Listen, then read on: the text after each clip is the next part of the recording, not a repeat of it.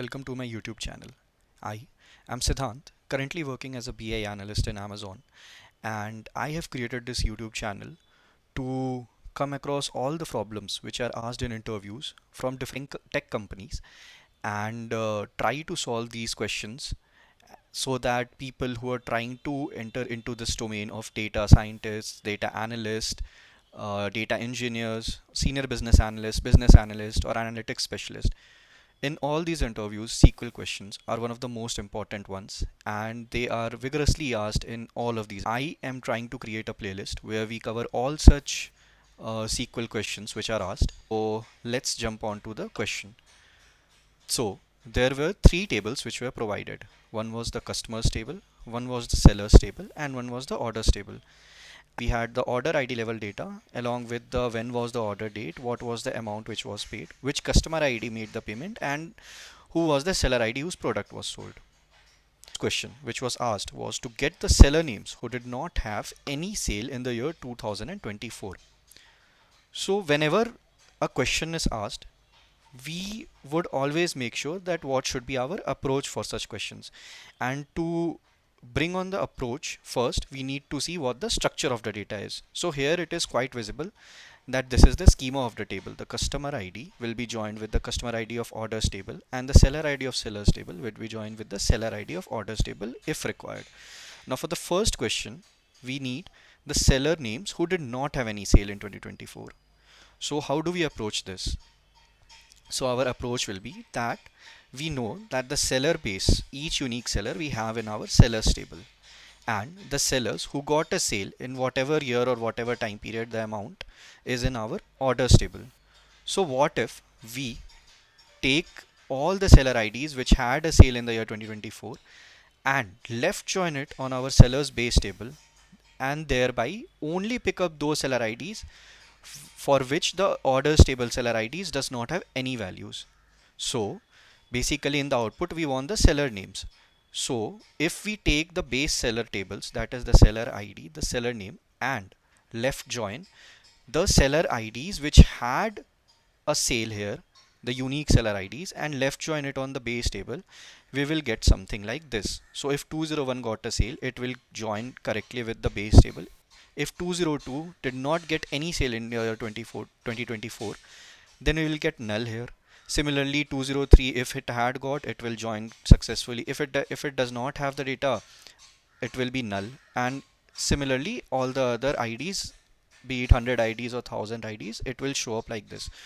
So this is how we will get a intermediate table, and from here we can pick up the seller names which have the seller ID values from the join as null. So I hope the approach here is clear. So let's jump on the coding part. So whenever we are trying to solve such coding questions in SQL rounds of interviews, always make sure that you once see what is the values in the table. So if we want to see what are the values in our customer table, orders table, and seller table, we will run the code and see how does the table looks like. So customer table looks like something like this, the orders table looks something like this, and the sellers table looks something like this. Now for the first approach to be implemented, we will create with a CTE. So we will do create orders seller data as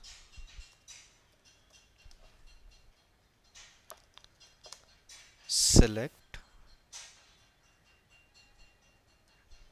distinct o dot seller ID from our orders table, where we know that the date should be in the year 2024. Now there are two methods, so we will be using a function called date trunc. You can also give the values as date directly, 2024 0101 till 2024 1231, but that would be a lot of typing and we have time constraints in interviews. So we'll be using a function called as date trunc, which will basically convert the date column into year. It will pick up the first date of that year in whichever that data is present, and we will pass it as 2024-01-01. So this function will basically convert all these sale dates which we are seeing to the first date of that particular year. If suppose this was 2023-09-13, it would have given 2023-01-01 as in the output. So this will make sure that all the dates are converted into the first date of that particular year. Now we have the distinct seller IDs from here. Now we will do a basic left join, which will give us an output table like this.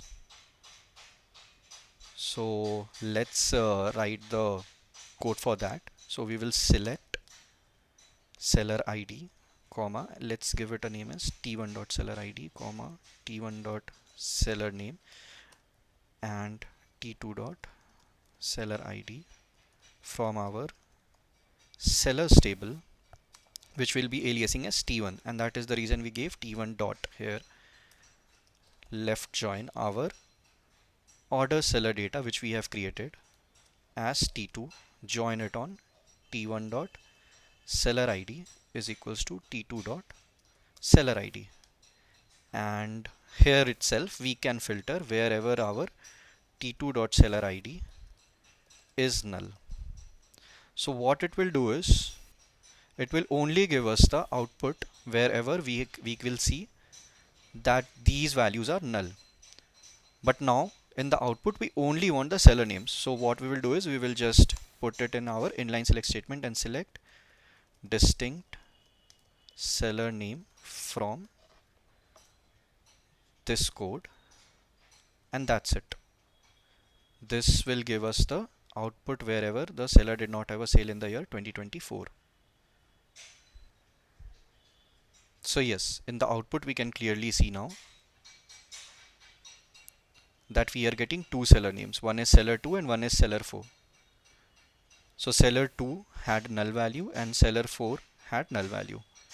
Now we are getting the names of those seller, and this is how our first question is solved. So I hope it was clear for the first question. This was an easy level question which is asked in the first or second question itself in the interviews. Now let's jump to a medium level question.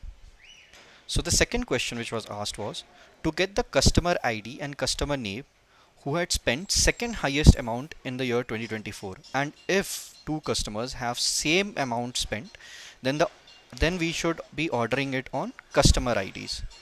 So that particularly means is that suppose we have these customer IDs 101, 102, 103, 104, and we have customer names. Now the sale amount, maybe this is 200, this is 400,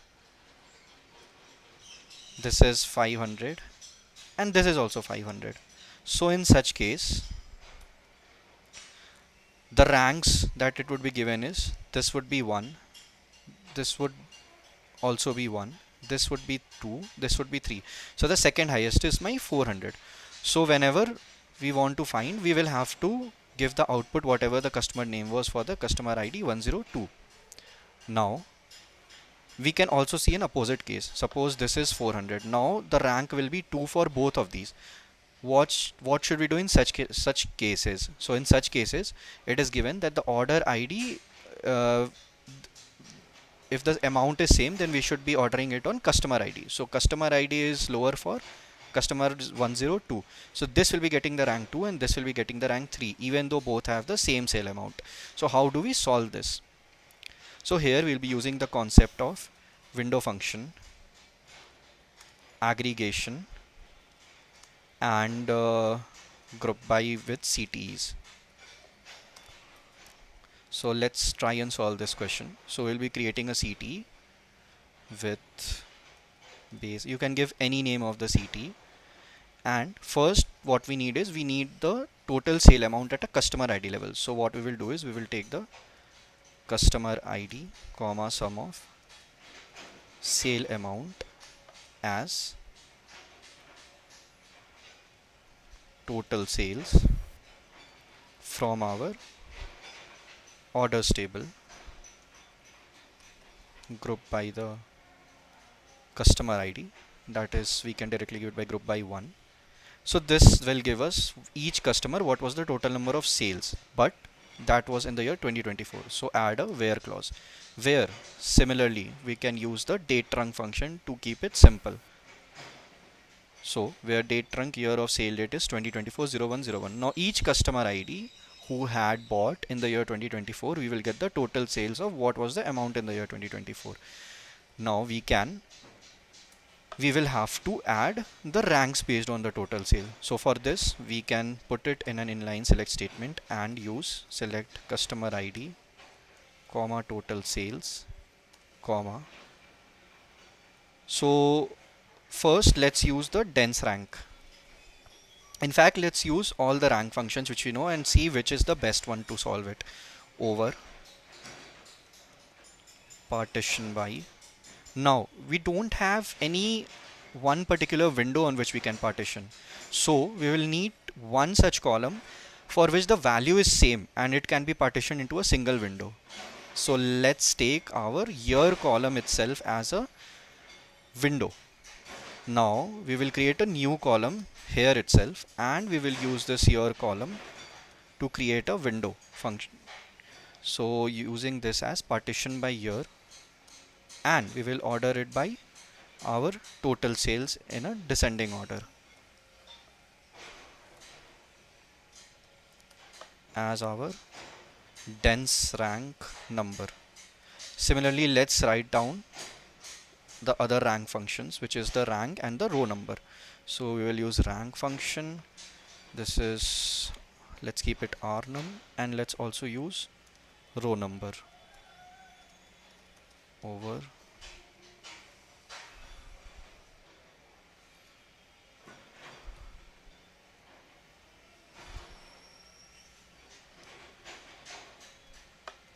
put the entire total sales part in the group by, and yes, so we have a data ready where we will get the ranks of each customer and its total sale. Let's try to view what the data is. Select star from base. Let's try and run what the output is. Okay, so this needs to go in an inverted.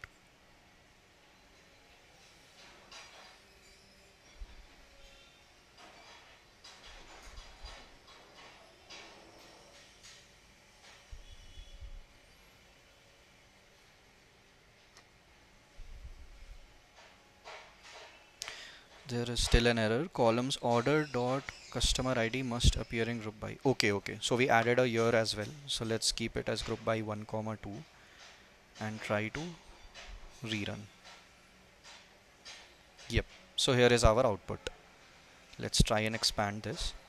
And we can see we are getting for this particular year each customer ID, what was the total sales and what is the rank which we are getting for these. So the highest sale customer was 105. It is getting the rank 1 in all the 3 rank functions. Then the second highest was 10 and 4. They are getting the rank 2. The 500 is getting the rank 3, 4 and 5. So all the rank functions are working same. But now what if the interviewer says that my total sales is same for 104 and 101? That is, the difference right now is of 100. So let's create our table which had 104 as 400 and rerun this value.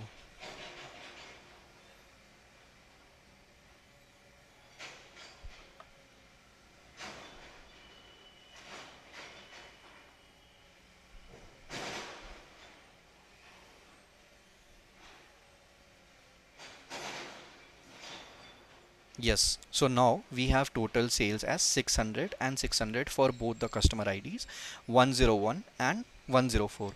So what do we do in such cases? We can see that the dense rank has given the rank 2 here. The rank function itself also have given the same rank, that is 2, but the row number has given 1, 2 and 3. So it has given 2 to the customer ID 101 and then 3 to the customer ID 104. So for us in such case row num is working correctly. But we are asked to solve this question using the dense rank function itself. Then how do we solve this? So it's pretty straightforward. What we will do is, in the code which we have given here, we will add another function, which is we will also order it on our customer ID, and we will give ASC as our ascending.